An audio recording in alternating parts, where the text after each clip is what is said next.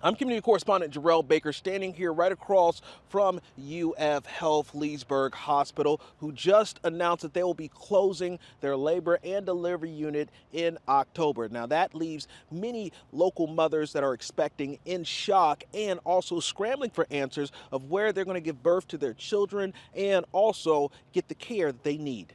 I didn't have more than 4 minutes. Alexis Strong says UF Health Leesburg Hospital saved her life in 2019 when an artery ruptured after giving birth to her daughter. They didn't have time for an ambulance to take me directly across the street.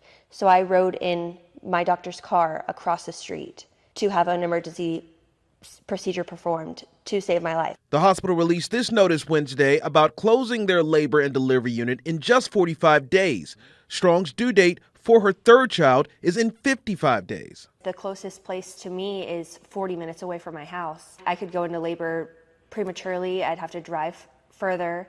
It puts me at risk, my baby at risk. Her sister-in-law, Michaela Deweech, who's also expecting, says that it'll be up to an hour drive for her in an area where OBGYN care is already a struggle. I'm due a little bit later than her, but still finding an OBGYN is very difficult. So finding a new one that might be closer to a hospital just seems like an impossible task. According to a statement to News 6 from hospital staff, with significantly fewer deliveries compared with other regional centers and a community increasingly composed of older adults, maintaining full labor and delivery services is no longer sustainable.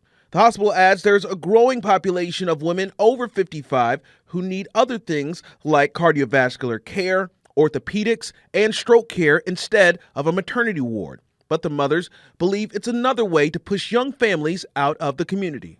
It's kind of like kicking us out. And we've been here before all the retirees made it here. It doesn't mean that we don't matter and that our care is not just as important.